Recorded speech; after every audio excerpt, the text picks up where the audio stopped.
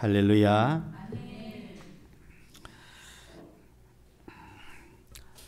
사람에게 제일 중요한 것은 마음입니다. 이 마음을 성경에서는 땅이라고 말합니다. 우리가 땅이 없으면 존재할 수가 없습니다. 마찬가지로 사람은 마음이 땅인 것입니다. 태초에 하나님이 천지를 창조하시고 땅은 혼돈하고 공허하며 흑암이 깊음 위에 있다고 하는 그 말은 우리의 마음 상태를 이야기하는 거예요. 그 마음에 하나님이 빛을 주시고 하나님이 뭔가 시작하셨다는 거예요. 그러므로 오늘 우리의 마음에 하나님이 뭔가를 시작했다는 거예요. 우리 안에 착한 일을 시작하신 이가 그리스도 예수의 날까지 그것을 이룰 줄로 내가 확신한다. 우리 이 희망이 살아가는 거예요. 여러분, 우리가 이 땅에 살다가 주님 앞에 가는 것은 마음밖에 없습니다. 그렇잖아요. 껍데기 다 있지만은 다 놓고 마음만 가는 거예요. 네 마음이 주님 앞에 딱 가 있는 거야. 그래, 이 마음을 어떻게 하느냐가 제일 중요한 거예요. 뭐 딴 거 다 필요 없어요. 마음이 가는 줄로 믿으시기 바랍니다. 그래서 마음 천국이 이루어져야 저 천국을 가는 거예요. 할렐루야. 이 마음에서 천국이 시작되고 이 마음에서 천국이 완성되어야 되는 거예요. 우리는 이 세상 죽을 때 육신은 사라지잖아요. 그러나 마음은 주님 앞에 가는 거예요. 주님 앞에 딱 서서 주님이 내 마음을 보는 거죠. 그러면은 이 마음은 지금 우리의 현재의 마음은 어떻습니까? 하나님이 원래 사람을 창조했을 때의 마음은 선도 아니고 악도 아니었어요. 그런데 우리의 첫사람이 악을 택한 거죠. 그래서 마음이 악해진 거예요. 그래서 뭐라고 이야기합니까? 예? 예레미야에는 보면 만물보다 거짓되고 심히 부패한 것이 사람의 마음이다. 이 마음은 어떤 거냐?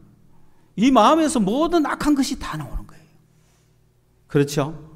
신약 성경에 보면 여기 마태복음부터 해가지고 이 마음에서 나오는 것들 제가 조사 이만큼 옛날에 해놨어요.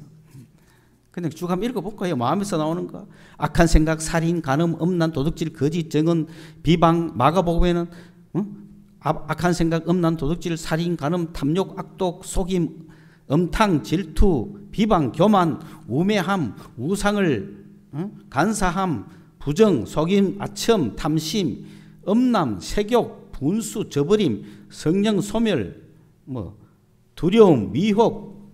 이게 너무 많잖아요. 갈라디아에서 15가지가 딱 나오는데 음행, 더러움, 호색, 우상숭배, 술수, 정오, 분쟁, 질투, 분냄, 당진넘, 분리, 이단, 시기, 술취함, 방탕 이런 것들이잖아요. 이게 우리 인간의 마음 아닙니까? 부정할 수 있습니까? 인간의 마음에 선한 것이 있습니까? 없어요. 그런데도 그것이 악하다고 느끼는 이유는 내 속에 양심이 있기 때문에. 그 양심은 하나님이 주신 거야. 그러니 양심을 속이고 온갖 짓을 하는 거예요. 그래서 우리는 그 양심을 따라갈 양심적이지 수가 없어요. 내 마음이 부패해 있기 때문에. 이런 마음은 주님과 함께 할 수 없는 마음이요, 천국 갈 수 없는 마음이요, 하나님의 마음이 아닙니다. 그러므로 이런 인간을, 이런 마음을 구원하시기 위해서 하나님께서 이 땅에 우리의 마음에 오신 거예요.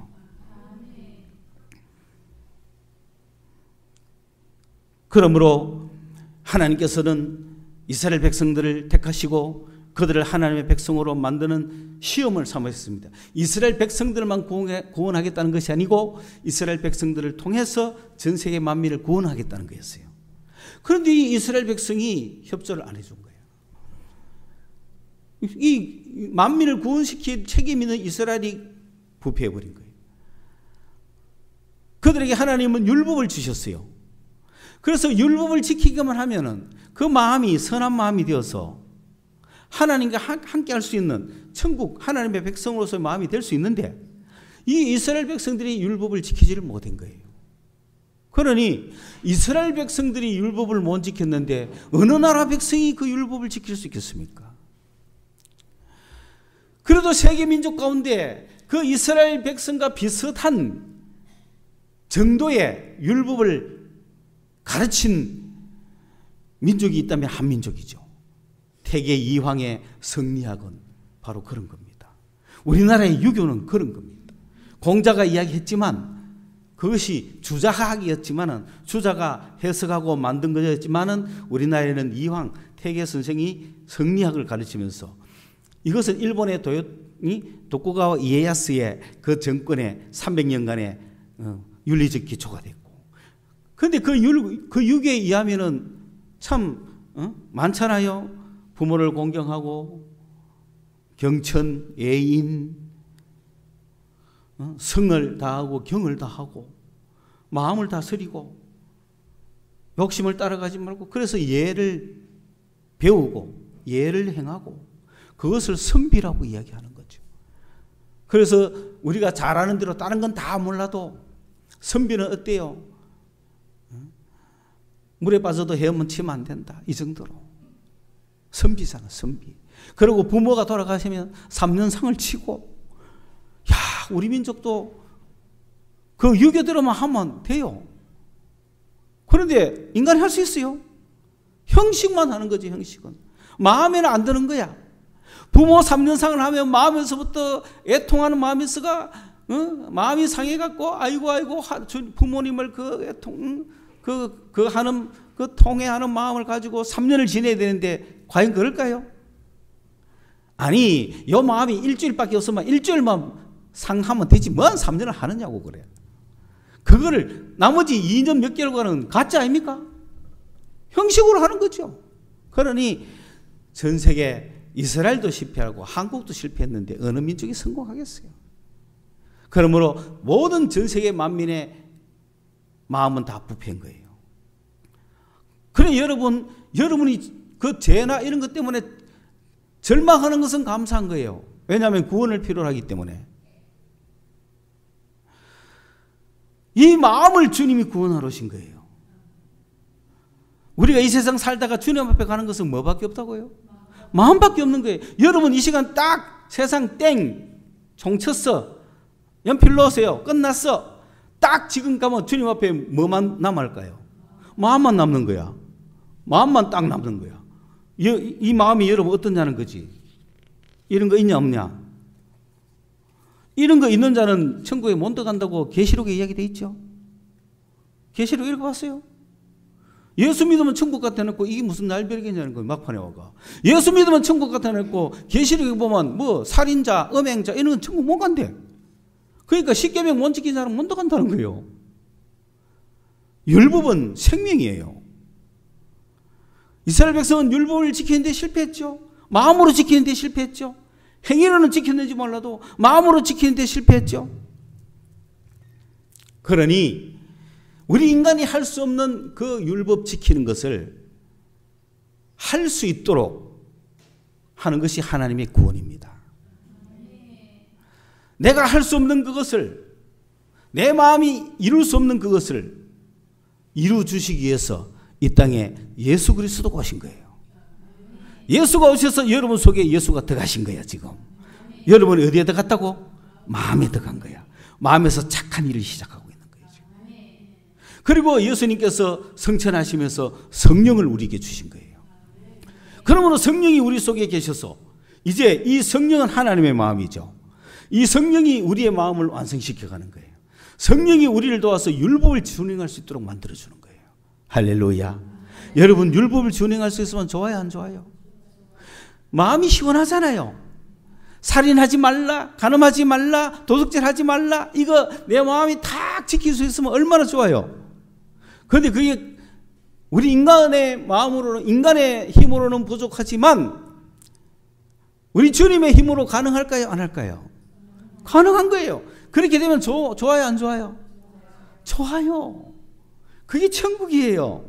그걸 이루시기 위해서 주님이 오셨고 그것을 이루시기 위해서 성령을 주신 거야. 사랑하는 여러분, 그래서 성령께서 완성하시는 날 우리는 주님 앞에 이 마음을 딱 내놓으면 온전하게 서는 거예요. 온전한 율법을 지키는 자로서 그런 거예요.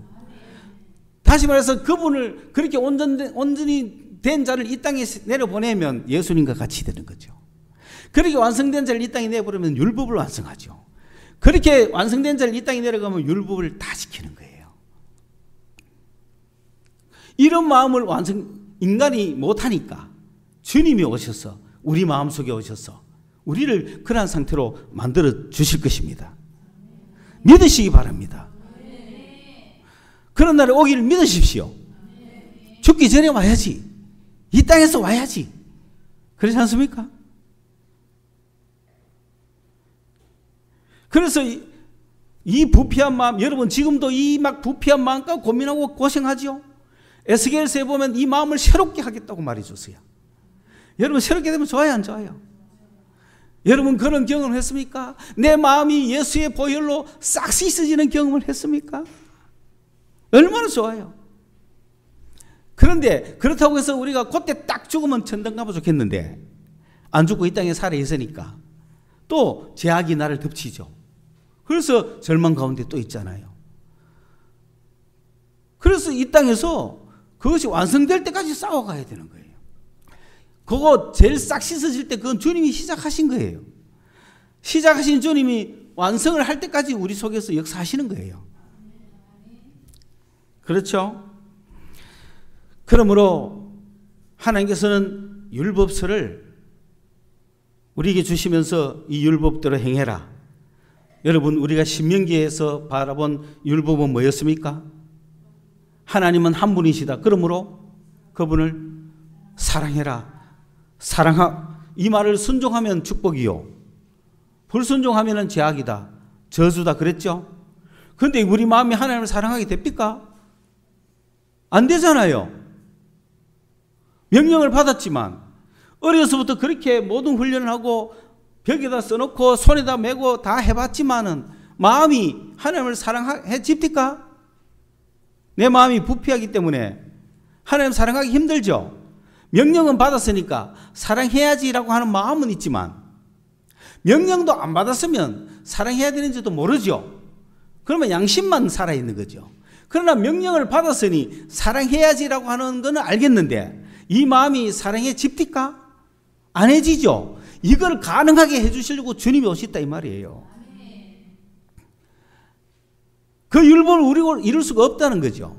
그러면서 이 율법을 이루는 자는 어떤 역사를 이루어가고 있고 이 율법을 이루지 못할 때 이 땅에서 어떤 역사를 당하고 있는지를 예언서가 쫙 보여주고 오늘 우리의 삶을 보면 우리가 그 하나님의 말씀들을 잘 순종하고 있는지 안 하는지를 알 수가 있다는 것이고 내 사는 삶을 보면 내가 살아가는 역사를 보면 내가 살아가는 과정을 보면 내가 하나님의 순종을 잘하고 있는지 안 하는지 알 수 있다는 뜻이고 그 다음에 지혜서는 뭐냐 하면 그 하나님의 율법을 실천할 수 있는 방법을 가르쳐 주는 게 지혜입니다. 지혜서입니다. 그 율법을 실천할 수 있는 그 율법을 내 마음에서 실천해야 되잖아요. 그래서 이 마음을 어떻게 다스려야 하며 이 마음을 어떻게 해야 그 율법을 실천할 수 있을까? 이 마음에 대한 것을 가르쳐 주는 것이 지혜서입니다. 그 지혜서 중에 보면은 잠언서는 그렇게 이야기하죠. 이 마음을 만지는 분이 누구라 그럽니까? 이 마음을 훈련시키고 이 마음을 단련시키고 이 마음을 테스트하는 분이 누구라고요? 하나님이라고 그래요. 그 어떤 것도 사람 마음을 몰라요. 10길 물속은 알아도 한길 사람 속은 모른다 그러잖아요. 그런데 하나님은 마음을 감찰하시는 분이에요. 하나님은 여러분 속을 다 아시는 거예요. 여러분의 생각을 아시는 거예요. 감찰하시는 하나님이에요. 내 마음을 감찰하시는 하나님. 하나님 앞에 내 마음을 속일 수는 없는 거예요. 그래서 이 마음을 하나님 앞에 내놓고 하나님이 이 마음을 훈련시켜 달라고 해야 되는 거예요. 하나님이여 내 마음 이렇습니다. 하나님 내 마음은 요래 샤리꼬리합니다. 막 내놓고 하나님 이걸 훈련시켜 주세요. 정정당당하게 해주세요. 비겁하지 않게 해주세요. 막 내놓고 내 마음을 만지고 내 마음을 훈련시키고 단련시킬 수 있는 분은 하나님밖에 없다 이 말입니다. 그래서 은은 도가니 있죠. 도가니는 은을 재련하고 풀무는 금을 재련하지만 여호와는 우리의 마음을 재련한다는 거예요. 내 마음을 재련할 분은 하나님밖에 없어요. 여러분, 재련은 뭡니까? 은을 왜 도가니에, 금을 왜 풀무에 였습니까? 불순물을 다 제거하고 순금을 얻기 위해서 그런 용광로를 통과하잖아요. 마찬가지로 우리는 누구를 통과해야? 하나님을 통과해야 내 마음이 정금같이 깨끗한 마음이 되는 거예요. 할렐루야. 그러니까 하나님과 죽잡고 싸워야 되는 거야. 하나님한테 훈련받아야 되고, 하나님한테 마음이 막 엉망진창 돼야 되고, 막 하나님과 씨름하고 하나님과 죽자 사자 뭘 해야 결국은 정금같이 나으리라. 그 평안함과 화평함과 기쁨과 희락과, 그죠? 똑같은 용어잖아요. 절제와 양성과 충성과 온유와 절제와 이런 마음이 충만한 거예요. 그게 천국이잖아요. 그렇게 해서 주 앞에 섰을 때 잘했다 칭찬을 하는 것이죠. 이런 내 마음과 내 마음은 지금 우리가 주님께 드릴 것은 내 마음밖에 없고 주님 앞에 서는 것은 내 마음밖에 없는데 이 마음을 다스릴 분은 주님밖에 없다. 그러면서 또 잠언서에 보면은 이 인간적인 입장에서는 사람이 사람에게 할 수 있는 것은 뭐냐 하면은요, 이 도가니가 은을 탁 다듬고 은을 은되게 만들고, 풀무는 소침이다 가마솥 같은, 풀무는 금을 만들어내지만 사람을 만들어내는 것은 칭찬이라 그랬어요. 그러니까 여러분, 사람이 사람을 만들고 싶으면 뭐 해라? 칭찬해라. 그게 지혜예요. 그래서 아무리 나쁜 짓을 해도 욕하지 말고 칭찬해야 그 사람을 만든다고 했어요. 그게 지혜예요. 이 땅에 사는 사람들의. 오케이? 여러분, 그런 결심을 하셔야 돼요, 오늘. 그래야 사람을 만들어내는 거예요. 칭찬 한마디가, 격려의 말 한마디가 사람을 만드는 거예요. 제가 요새 참 어쩌다가 이 시간에 얽매여가지고 온갖 것을 다 말을 못하지만 옛날 같으면 1시간 반, 2시간 막 할 끼인데 지금 못해가 줄이다 보니 제대로 될란지는 모르지만 어쩔 수 없죠. 여러분, 칭찬이 사람들을 어떻게 바꾸는지 너무 잘 알잖아요. 그런데 이 중학교 2학년 소년이, 저 아버지가 6.25 때 국가 유공자죠. 그 당시에는 국가 유공자라 그랬죠. 상이용사 시절에 나라도 가난하고 본인도 가난한데 먹고 살기 힘드니까 얼마나 사회에서 천대를 받았어요. 천대를 받아서 그들은 내가 국가를 위해서 바쳤는데 왜 나를 이렇게밖에 대접 못하는 분이. 그래서 그런 분위기에 그래도 병원에 가면 진찰권을 주고.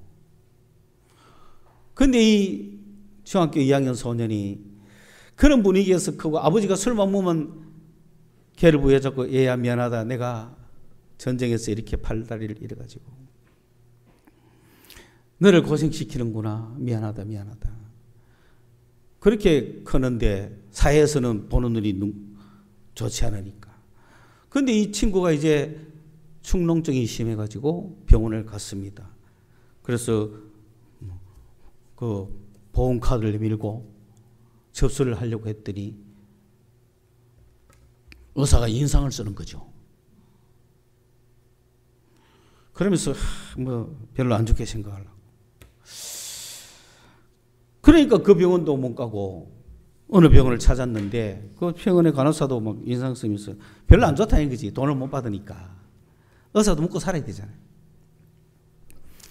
그런데 그 간호사와는 다르게 의사는 보더니만 아버지가 참전용사시네? 라고 말하면서 자네는 참 아버지가 자랑스럽겠어. 그 말 한마디에 처음 듣는 이야기예요. 자기 아버지가 상이용사라는 걸 숨기고 컸는데 이 의사 선생님이 자기 아버지를 인정해 주니까 아버지가 참 자랑스럽겠네. 그 말 한마디에 이 소년이 용기를 얻고 힘을 얻고 내가 아버지를 부끄러워해서는 안 되겠구나.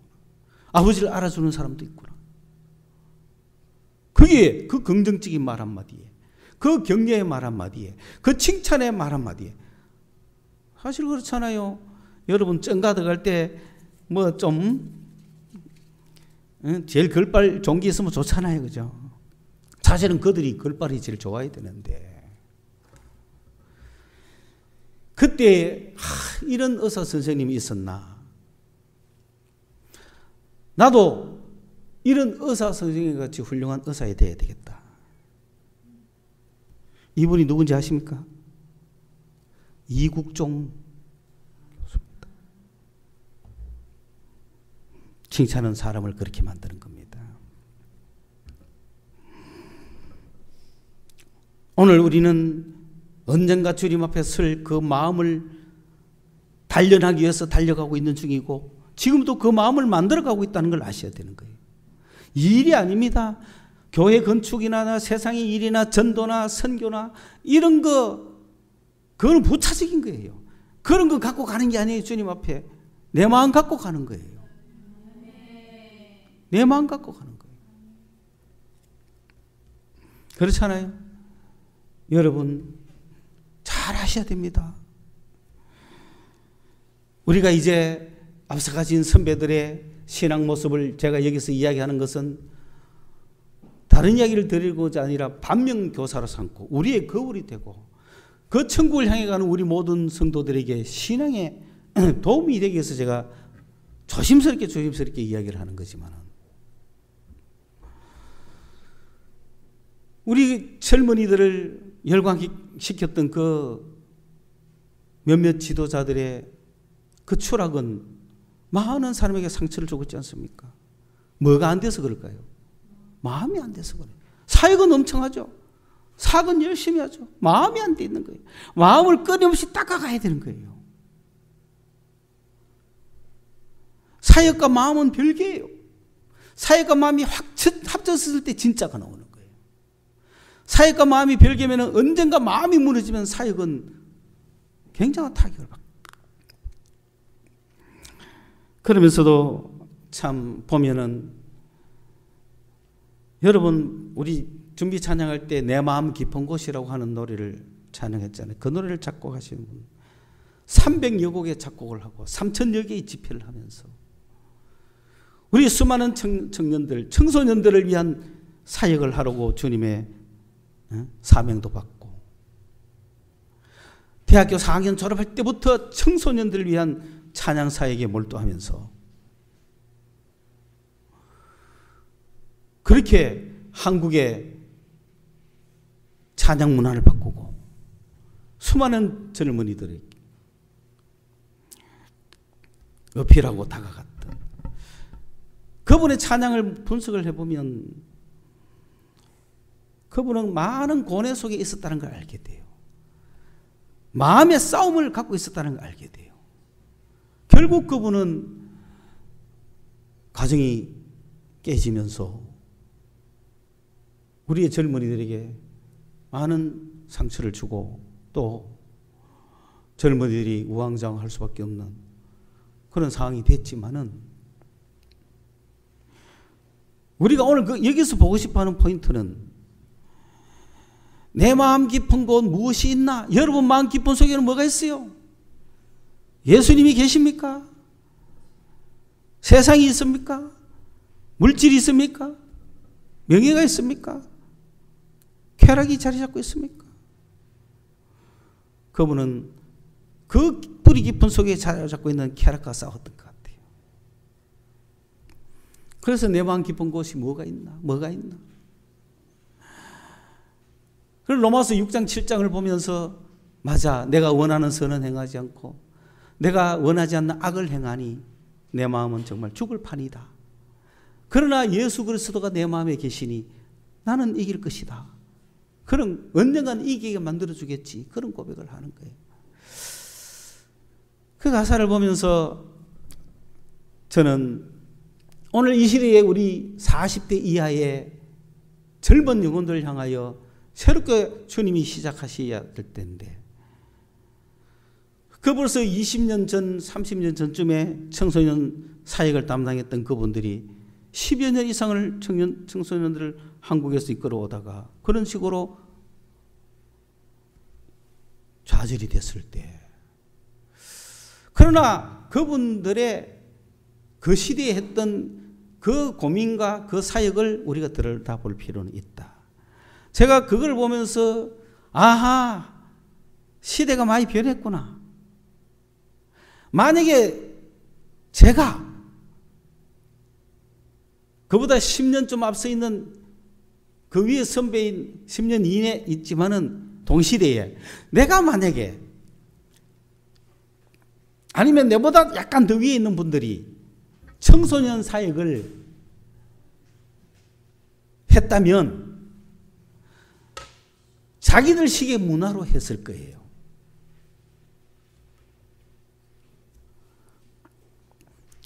그런데 이분이 찬양하고 곡을 쓰고 가사를 이렇게 한 글을 쭉 보면은 여러분 시대의 고민과 문화를 가지고 이야기하는 거예요. 그걸 발견했어요. 그러면서 이게 무슨 차이가 있는가 바라봤던 거죠. 보니까 많은 차이가 있어요. 여러분은 마음속에서 아직 행하지도 않았지만은, 잘 보세요. 아직 내가 도둑질 하지도 않았지만은 내 마음속에 도둑질 하고 싶은 마음이 있는 걸 괴로워하더라고. 시대가 많이 변한 거예요. 옛날에는 그런 고민 안 했어요. 옛날에는 그게 고민거리가 아니에요. 그러니까 그 요즘 젊은이들이 얼마나 어려워요. 고양이 한 마리가 굶고 있어도 지 마음이 아픈 정도의 시대라. 이런 시대의 사람들고 옛날 6.25 전쟁 때 하던 문화를 갖고 죄를 따지자고요? 안 되는 거지. 그러니 그 젊은 시대에 그 상황들의 사람들의 아픔을 노래하고 있다는 걸 내가 발견했다 이 말이에요. 아니 내 마음 깊은 곳에 뭐가 있는지 왜 고민을 해요? 그런데 그게 고민하는 게 여러분이들이라 이거지. 아니 내가 아직 짓지도 않았는데 생각으로만 짓다고 고민해요. 옛날 같으면 택도 없는 소리예요. 옛날 어르신은 고민하지도 않는 거예요. 그러니 우리 젊은이들이 얼마나 어려워요. 조그만 하나에도 괴로워하면서 잎새 이는 바람에도 나는 괴로웠다 윤동주. 이게 요즘 우리 젊은이들이라는 거예요. 그러니까 내 마음속에 이 괴로움, 나는 저 자매를 사랑하고 싶은데, 하나님의 사랑으로 사랑하고 싶은데 왜 자꾸 연애를 하고 싶지? 그런 고민이죠. 아직 연애도 안 했는데 그런 생각이 일어나는 것 자체만으로 고민하는 거예요.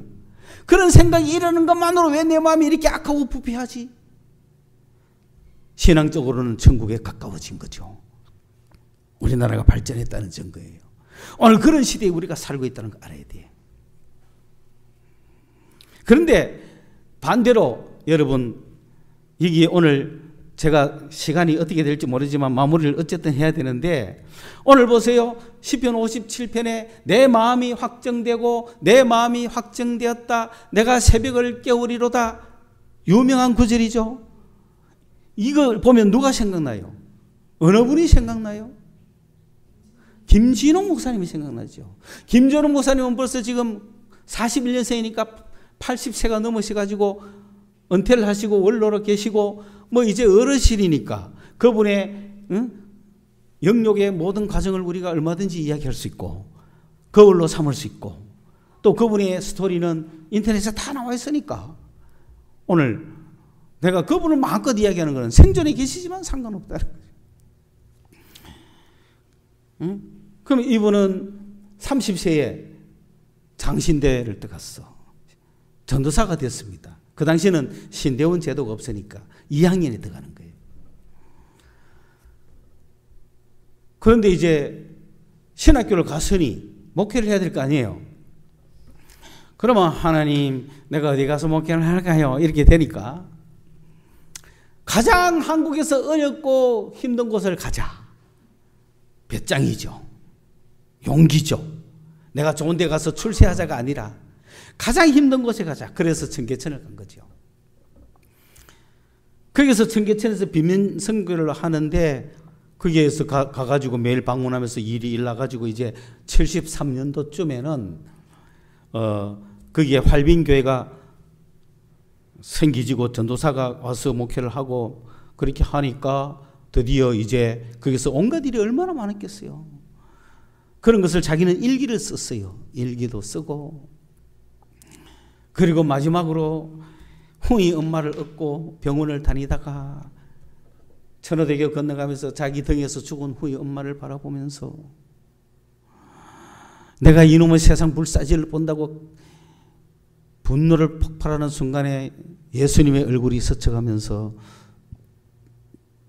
진홍아 너의 등에서 죽은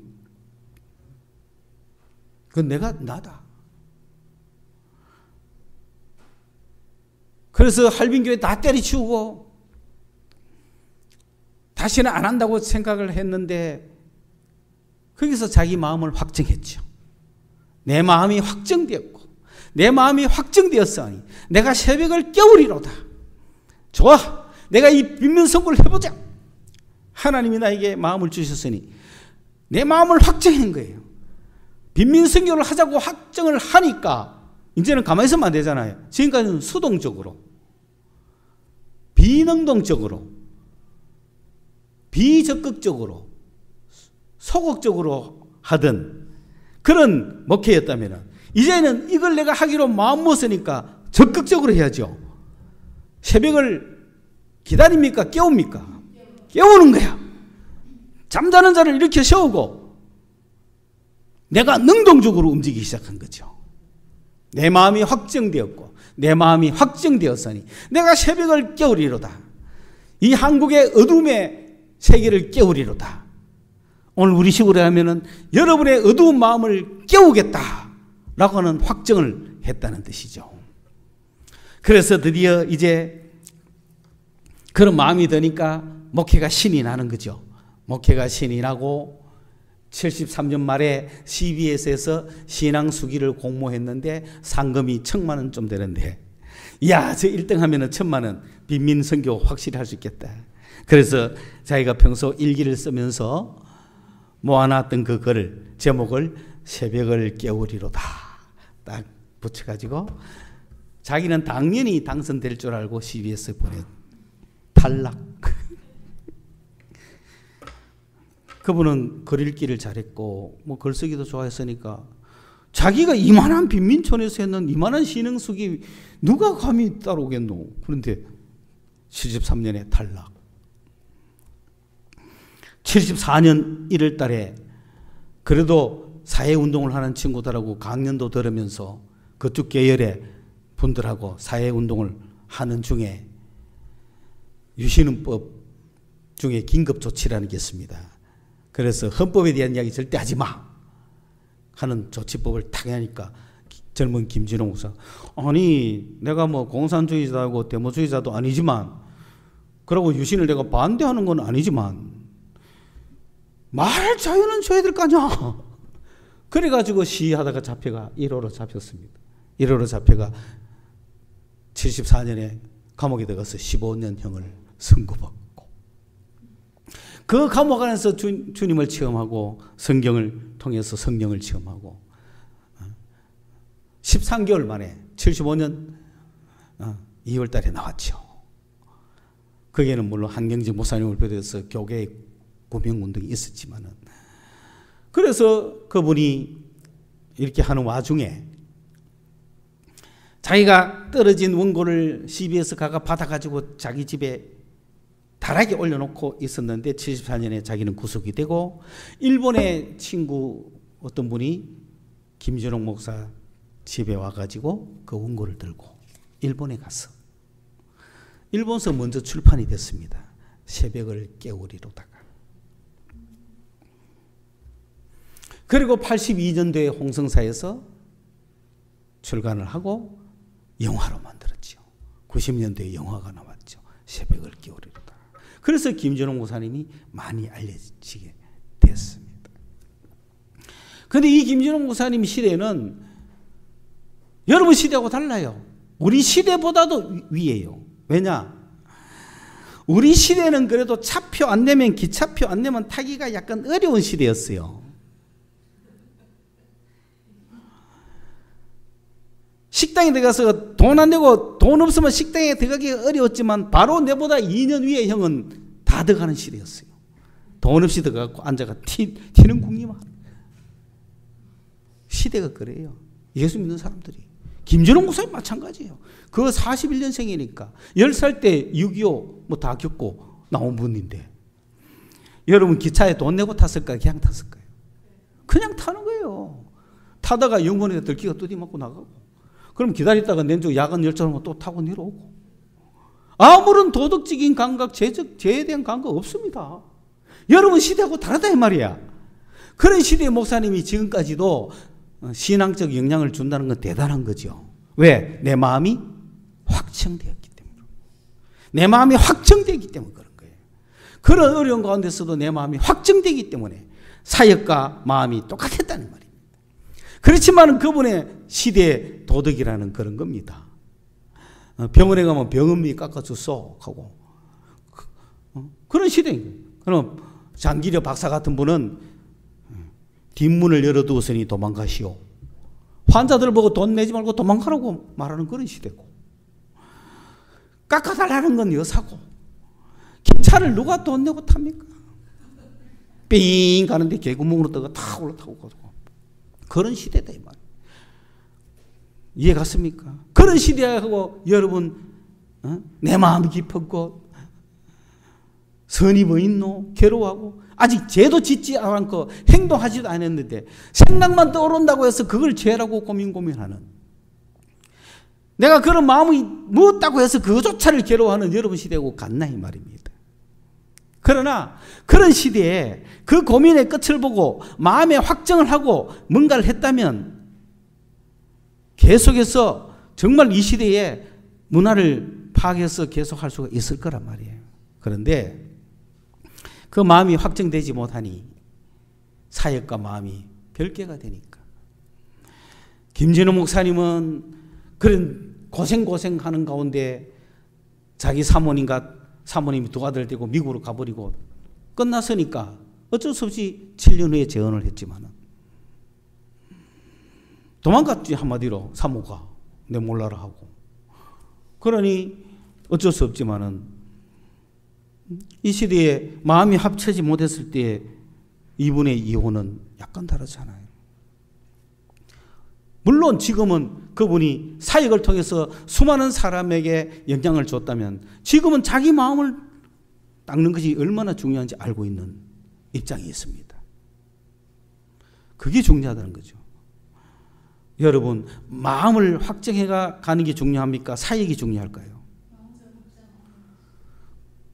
물론 쓰기마다 다르겠지만 또 사역하면서 마음이 같이 커가는 거지만, 김준호 목사님 그런 스타일이죠. 확정했다고 마음이 주님 앞에 딱 설 수 있는 건 아니에요.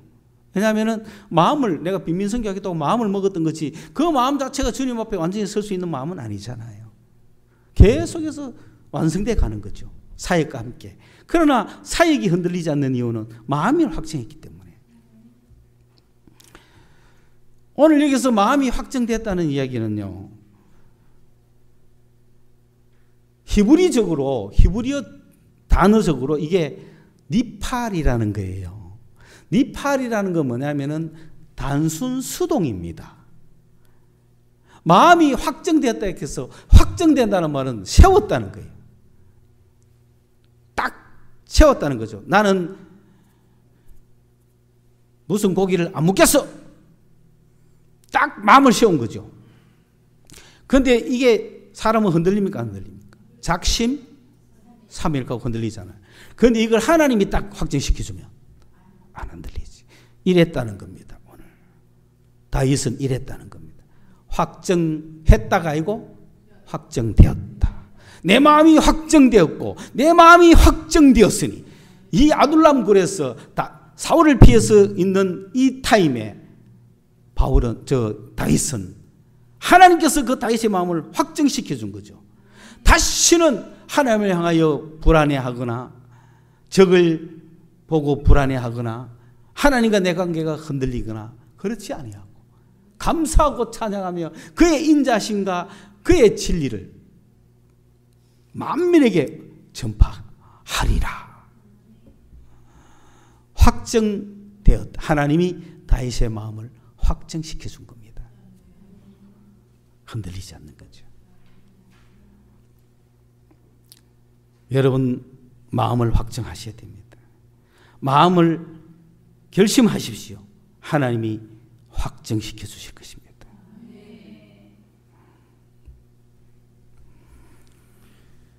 이 마음을 확정하는 데까지 얼마나 시간이 걸린지 아십니까? 아브라함은 75살에 하나님의 부름을 받았지만은, 그때부터 착한 일을 마음속에 시작이 됐지만은 25년이 지난 100세에 이삭을 얻었고, 그리고 이삭을 바치러 갈 때가 이삭이 몇 살쯤 되었을 것 같습니까? 나무짐을 지고 가는 걸 보면은 이삭은 적어도 13살에서 15살은 됐을 거예요. 그러면은 하나님이 75세에 아브라함을 부른 후에 이삭을 바치러 갈 때는 몇 년 흘렀을까요? 38년 내지 40년 흘렀겠죠. 그때서 하나님이 이제야 네가 나를 경외하는 줄을 알았다. 마음을 만지시는 하나님이 40년을 훈련시키는 거예요. 아브라함은 흔들리지 않는 거예요. 그때부터 40년이 40년. 그 사이에 얼마나 많은 사건이 있었고 기적이 있었고 하나님과의 교제가 있었어요. 그러나 안 되는 거예요. 하나님의 마음을 확정하기까지 테스트하고 단련시키고 훈련시키기까지는 그런 40년의 세월이. 야곱은 어떻습니까? 야곱이 137살에 애굽에 갔는데 그걸 역으로 추적해 보면은 요셉이 17살 때 애굽으로 갔는데 바로에게 총리로 임명될 때가 30세예요. 그러면 13년이 지났잖아요. 그 사이에 2년은 감옥에 있었죠. 17살에 들어갔고 10년 정도를 보디발의 집에서 일하다가 감옥에 들어갔고 2년 만에 나왔을 때가 30세였어요. 그럼 벌써 야곱이 요셉을 잃은 지가 몇 년 됐죠? 벌써 13년이 됐잖아요. 13년이 됐는데 거기서 7년 풍년이 지났습니다. 그럼 몇 년 됐어요? 20년 됐잖아요. 그러다가 야곱이 흉년 2년 지난 2년 만에 내려왔는데 그게 적어도 39년이 22년이 지났잖아요. 그러면은 야곱이 이삭을 떠나서 하나님을 베델에서 만나고 야복강에서 하나님을 만나고 그 애굽에 갈 때까지 적어도 몇 년 걸린 거예요? 40년 이상 걸렸잖아요. 그런데 보세요. 두 번째 애굽으로 내려가기 직전에 야곱이 뭐라고 이야기하느냐 하면은 이러면 이러리라. 전능하신 하나님이 너희들을 보호하시고 축복 주시기를 원한다. 베냐민을 보내면서 그러면서 하는 말이 이러면 이러리라. 그때서 마음이 확정된 거죠. 야곱의 마음이 자식을 끼고 도는 마음이 그때서 확정됐잖아요. 40년이 넘는 거예요. 오늘 우리 교회가 서 있는 이유가 뭡니까? 여러분 마음밖에 남는 게 없는데 주님 앞에 갈 때 마음밖에 남는 게 없는데 여러분의 마음을 지금 주께서 건드리시고 여러분의 마음에 주님이 역사하셔서 여러분의 마음으로 율법을 지키고 즐거워하고 기뻐하고 정말 예수님과 같은 마음을 가지고 내 속에 하나님이 확정을 해 주셔서 그래가 죄지고 싶은 마음이 완전히 없어지는 그런 명품의 마음, 그것을 가지기까지 왜 저를 목사 만드셨고 왜 우리 교회를 세우셨을까? 이 마음을 주님 앞에 세울 수 있는 마음을 만들기 위해서 시작한 거예요. 교회를 크게 하기 위해서 한 거 아니에요. 부흥하려고 하는 거 아니에요. 선교하려고 하는 거 아니에요. 그거는 자동으로 되는 거예요. 마음만 잘 먹으면. 내가 마음 하나 가지고 주님 앞에 왔다고 내가 세상 일 안 한 거 아니에요? 주의 일, 사역 안 한 거 아니에요? 다 해왔어요. 그러나 그때나 지금이나 앞으로도 내 마음 주님 앞에 세우는 이 작업에 모든 걸 바치는 거예요. 그러므로 주여, 이 마음을 단련시켜 주실 분은 주님밖에 없다. 내 평생을 걸고 이 마음을 단련받아야 한다. 하나님과 엎어지고 자빠지고. 여러분 마음을 늘 살펴보십시오. 여러분의 마음에 내가 지금 내 마음에 합한 사람이라고, 내 마음이 지금 주님 앞에 어느 정도냐 이거지. 내가 방언의 은사를 받은 그날부터 이 완성된 마음을 향해 주님과 엎어지며 자빠지며 마음이 훈련받으며 마음이 단련받으며 마음이 테스트를 받으면서 나아가야 되지. 그 방언 한번 다다다 했다고 끝나고 어디 딴 데 가고 없다면 지 마음은 뭡니까? 무슨 마음으로 가득 차 있다는 거예요. 그러니 우리 수많은 젊은이들이 바뀐 문화 속에서 새로운 찬양을 가지고 청소년 사역을 하는 그분들이 이 마음까지 청년들의 학생들의 마음을, 너희의 마음을 주님께 바치고 너희 마음이 주님 앞에 섰을 때까지 우리가 이 엄청난 고민을 하는데 이거 계속 가자. 희망 있다. 반드시 된다.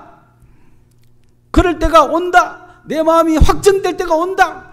주님을 생각하기 너무 기쁘고 주님을 찬양하기 너무 기쁘고 세상 거는 보기도 싫다.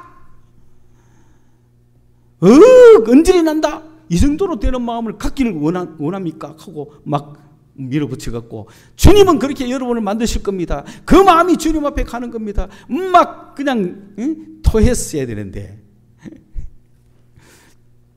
거기까지 이러지를 못하고 도중에 다 빠져버린 광야의 백성처럼 오늘 우리가 주저앉아 있다면 다시금 우리는 여러분의 마음이 주님 앞에 설 수 있는 마음이 될 수 있도록,